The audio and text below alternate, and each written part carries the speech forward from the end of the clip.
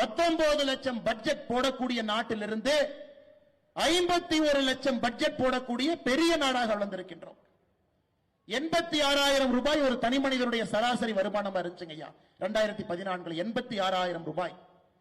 2025 ஒரு தனி இந்திய மனிதனுடைய வருவாய், ஒரு இந்தியனுடைய வருவாய், தனிப்பட்ட நபருடைய வருவாய் 2,20,000 உயர்ந்திருக்கிறது. 86,000 எங்க இருக்கு, 2,20,000 எங்க இருக்குன்னு பாருங்க. நாடு வளர்ந்து கொண்டிருக்கிறது. பொருளாதாரத்தில் 11வது இடத்தில் இருந்தோம். இன்று 10 ஆண்டுகள் 5வது இடத்துக்கு வந்திருக்கின்றோம்.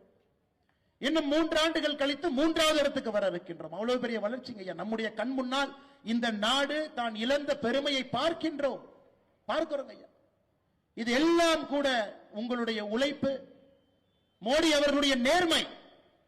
இந்த நாடு வளர்ச்சியை சார்ந்து இருக்க வேண்டும் என்பதற்காக 11 ஆண்டு காலமாக ஒரு சங்கல்பமாக, ஒரு கர்மயோகியாக ஏழை மக்களுடைய நலனை முன்னிறுத்தி விவசாய பெருமக்கள் நன்றாக இருக்க வேண்டும் என்பதற்காக வளர்ச்சி பாதையிலே நம்முடைய பாரத நாட்டை பாரத பிரதமர் நரேந்திர மோடி அவர்கள் அழைத்து சென்று கொண்டிருக்கின்றார்.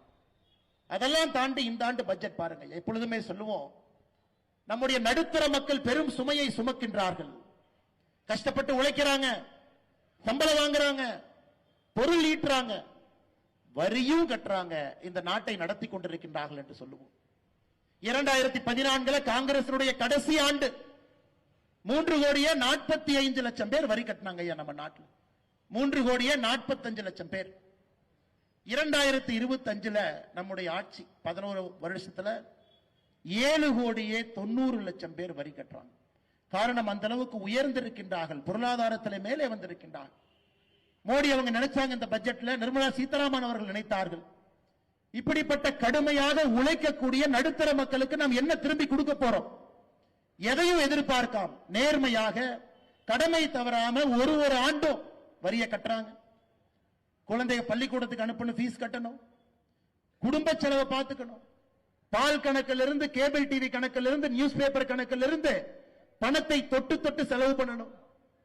ஒரு பொங்கலா இருக்கட்டும், தீபாவளியா இருக்கட்டும், கடைக்கு போய் ஒரு வேட்டியோ சேலையோ குழந்தைக்கு டிரெஸ் வாங்கினா கூட ஒரு 200 ரூபாய் மிச்சம் பிடிக்கலாமான்னு யோசிக்கிறோம் நாம்.